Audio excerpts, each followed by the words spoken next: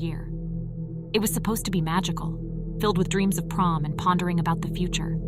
I had everything planned, and my best friend Keith was by my side, just like he had been since we were kids. But then came Jordan.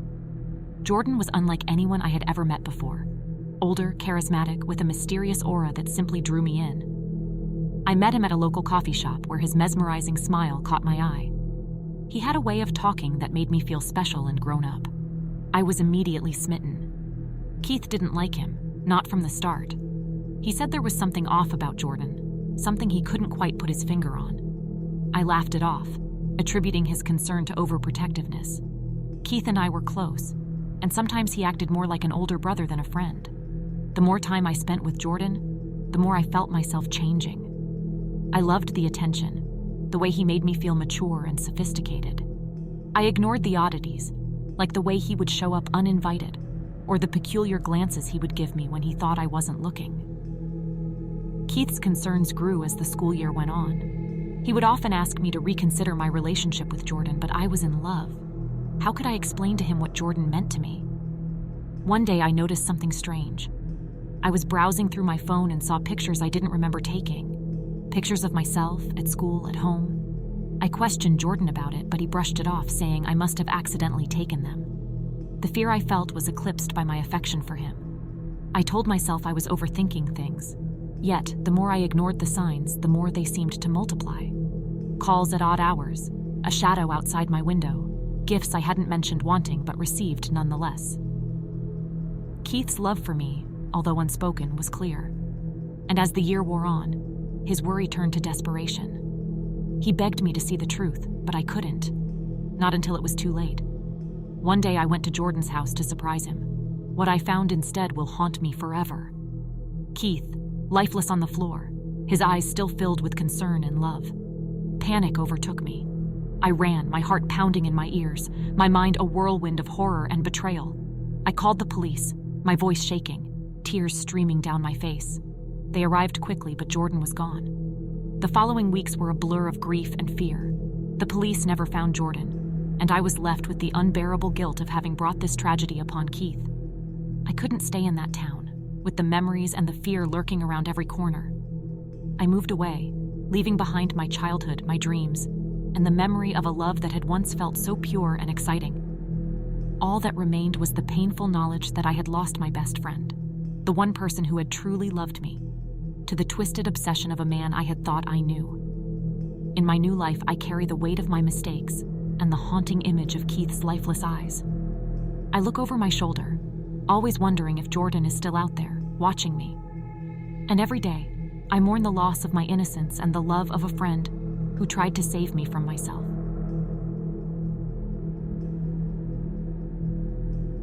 The Wilsons were the perfect family. Benjamin, a dedicated father working night shifts, Maya, a loving mother, and little Carson, their adorable baby boy. Harper, their dependable babysitter, had been with them for over a year, growing closer to the family each day. At first, Harper's affection for Carson seemed natural. She loved him as if he were her own, and Benjamin and Maya were relieved to have found someone so caring. Over time, though, Harper's attachment turned into something more alarming. She began insisting on being the only one to feed Carson, to change him, to put him to sleep. She would speak about Carson as if he were hers, subtly shifting the pronouns from yours to mine. Maya occasionally noticed Harper's odd behavior, but she shrugged it off, attributing it to Harper's dedication to her role. But the concerns grew. Harper started to appear at the Wilsons' home unannounced, bearing gifts for Carson and lingering even when her services weren't needed. She would become cold and distant if anyone else tried to care for the baby, her eyes narrowing into slits. One chilling night when Benjamin was working late, Maya found herself alone with Harper. The air in the house seemed heavy, and Harper's once warm eyes were now icy and calculating. Maya attempted to make conversation, but Harper's responses were curt and rehearsed. She seemed to be pretending to be the kind-hearted babysitter they had known, but the mask was slipping. The evening wore on, and Maya grew increasingly uneasy. Harper's possessiveness over Carson had become undeniable, her movements mechanical, her smile a mere facade. Finally, unable to contain her concerns, Maya confronted Harper, questioning her about her behavior and demanding an explanation. Harper's face turned ashen, her eyes widening with what looked like fear. But then something shifted. Harper's expression hardened and her voice dropped to a cold whisper. "Carson is mine," she said, her words a chilling declaration of ownership. Maya's heart pounded in her chest. She realized then that she was in danger, that Harper was not who she seemed. She tried to reach for her phone, but Harper was faster. With a sudden, terrifying strength, Harper grabbed Maya, holding her tight. Maya struggled, but it was useless. Harper's face was a mask of determination, her eyes glinting with madness. Harper pulled out a needle, filled with a mysterious substance. "This is for the best," she hissed, plunging it into Maya's arm. Maya's vision blurred, her limbs grew heavy, and she collapsed to the floor, Harper's cold eyes the last thing she saw before darkness overtook her. When Benjamin arrived home, the house was eerily silent. He found Maya's lifeless body and Carson missing. Panic set in, and he called the police, his mind reeling with horror and confusion. The search for Harper and Carson began immediately, but it was as if they had vanished into thin air. The once trusted babysitter had become a ghost, leaving behind a trail of unanswered questions and a family shattered by betrayal. Days turned into weeks, then months, but Harper was never found. The police followed leads, searched for connections, and pieced together the terrifying puzzle of Harper's obsession with Carson. But she had planned her escape meticulously, leaving no trace of her or the baby. The story of the Wilsons became a cautionary tale, a nightmare that haunted parents and communities alike. The image of Harper's cold eyes lingered, a symbol of a trust broken and a love twisted into something dark and unrecognizable. And somewhere hidden from the world, Harper lived on, her twisted love for Carson her guiding force, her secret a burden she bore with cold satisfaction. The family she had once served was now a distant memory, their love and trust replaced by a chilling determination to possess what she believed was rightfully hers.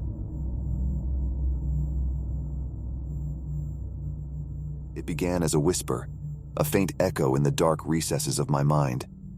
A killer was on the loose, leaving behind a trail of gruesomely mutilated bodies.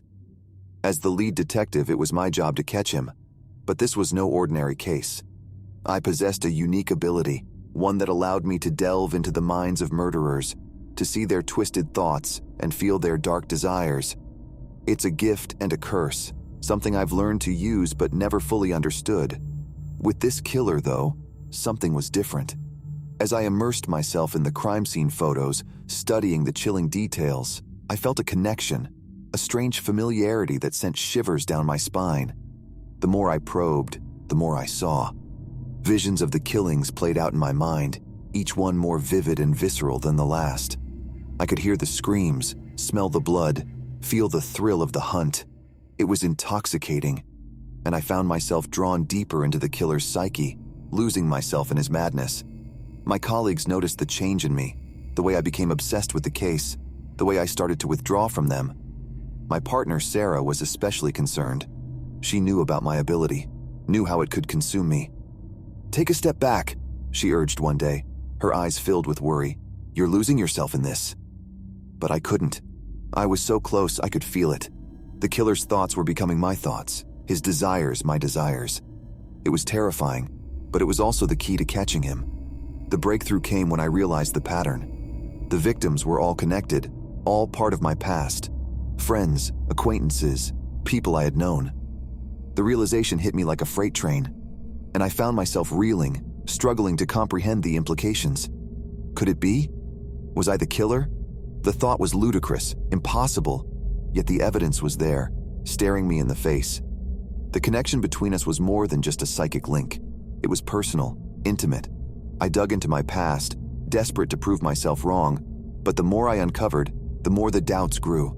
There were gaps in my memory, times I couldn't account for, coinciding with the murders. I confided in Sarah, laying out my fears, watching her face turn pale as she took it all in. "We'll figure this out," she promised, her voice trembling. "We'll find the truth."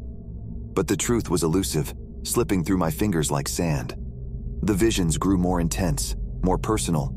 I could see myself committing the crimes, feel the rush of power, the satisfaction of a job well done. I fought against it, struggled to hold on to my sanity, but the darkness was relentless, pulling me under. I began to doubt everything, even my own innocence. Was I the killer? Was I capable of such brutality? Time was running out, the body count rising, and I knew I had to act. With Sarah's help, I set a trap, using myself as bait.